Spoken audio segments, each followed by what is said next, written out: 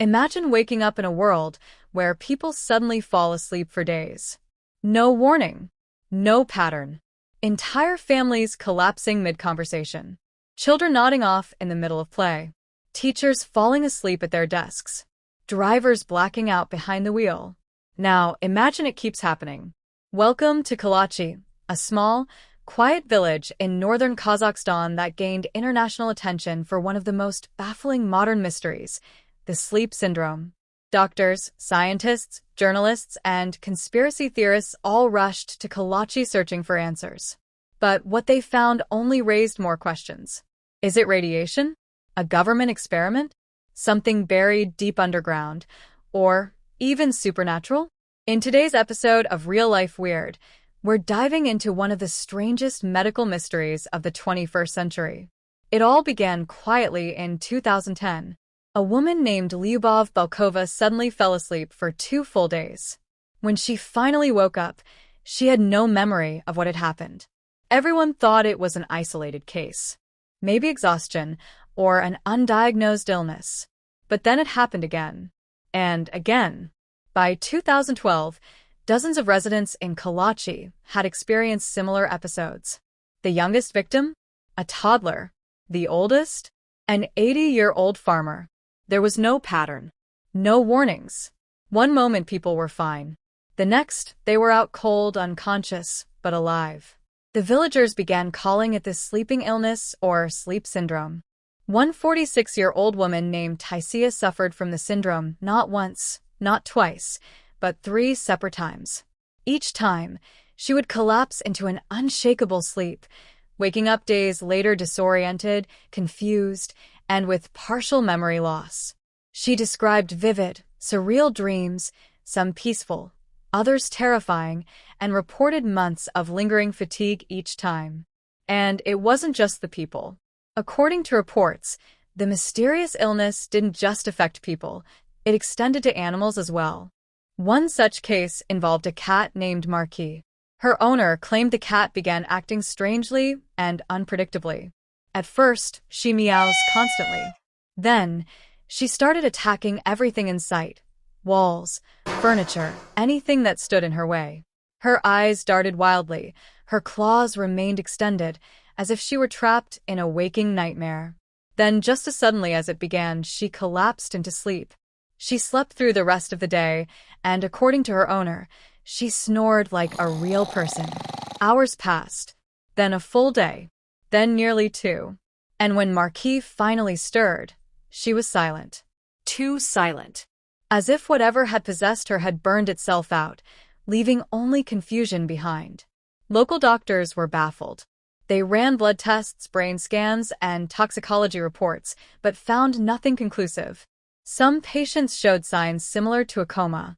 Others acted like they were in a dream state, twitching, murmuring, even sleepwalking. And then came the hallucinations. Those who woke up reported vivid, disturbing dreams. A teenage girl said she saw her grandmother, who had died years ago, standing in a field of fire. A middle-aged man described being trapped in an endless tunnel of darkness, with whispers all around. Others claimed they felt as if someone was watching them while they slept. The experiences weren't just physical, they were psychological. Many villagers began suffering memory loss, confusion, and fatigue even after waking. One man, a teacher, forgot the alphabet. A mother forgot her own children. People began to panic. Schools closed. Shops shut their doors. Some residents fled Kalachi entirely. But the syndrome didn't stop. As word spread, the Kazakh government launched an official investigation. Scientists and medical teams arrived from around the world. They tested the air, soil, and water. They interviewed families. Some even went door to door with radiation detectors. One theory pointed to an abandoned Soviet-era uranium mine nearby, located in the neighboring ghost town of Krasnogorsk. The mine had been active during the Cold War, extracting uranium for Soviet nuclear programs. It was shut down in the 1990s and abandoned. Could radioactive gas be leaking from the depths of the mine and causing mass sleep episodes? Experts tested the area. They found small traces of radon and carbon monoxide in the air, especially during the winter months when ventilation in homes was low. It seemed plausible. Carbon monoxide poisoning can cause dizziness, confusion, even unconsciousness. But there was a problem. The levels weren't high enough to cause the symptoms they were seeing. Not for so many people. And not over so many years. That's when the conspiracy theory started. Was Kalachi the site of a secret experiment? Some claimed the government was testing neurological weapons, using the isolated village as a guinea pig. Others believed it was an environmental cover-up, that the mine wasn't just abandoned, but hiding something much worse beneath. One villager even claimed he saw men in hazmat suits entering the mine late at night.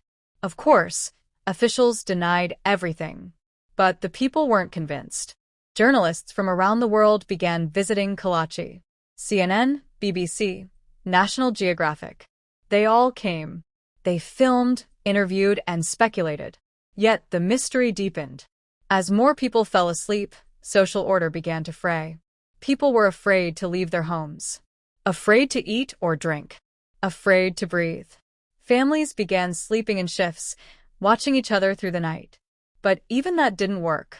A man guarding his wife with a flashlight suddenly slumped in his chair.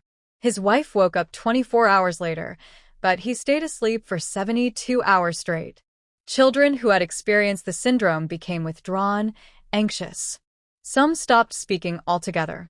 A few families installed gas detectors and oxygen tanks. Others simply packed up and left. With no clear answers, theories grew more wild. Some believed the village was cursed, that the land had been sacred, and the mine had awakened a sleeping spirit. Others suggested something extraterrestrial, that the mine had unearthed something not from Earth. One Russian researcher proposed that tectonic shifts could release natural gases that affect brain chemistry. Still, nothing conclusive. And then it started to stop. By 2016, the cases began to decline. No clear cure. No solution. But the incidents dropped. Slowly, but noticeably. The Kazakh government eventually relocated over 100 families out of Kalachi. They declared the village safe, but gave no definitive explanation. To this day, the exact cause of the Kalachi sleep syndrome remains unknown. Some scientists still believe it was a mix of environmental toxins, poor ventilation, and psychological factors. Others insist it was never fully natural. But the fact remains, hundreds of people, over several years, were affected by something that science still can't fully explain. Kalachi today is quieter. Fewer people live there. The school reopened, but many houses stand empty. Some residents still fear the syndrome may return. Others say it was a warning. Perhaps not just about sleep, but about how little we understand our world. In a time of modern medicine, advanced technology, and satellites scanning the globe, Kalachi reminds us that mystery still lurks in the most unexpected places. So, what do you think really happened in Kalachi? Was it toxic gas? Government cover-up? Or something beyond our current science? Until next time, stay curious, stay skeptical, and don't fall asleep too fast.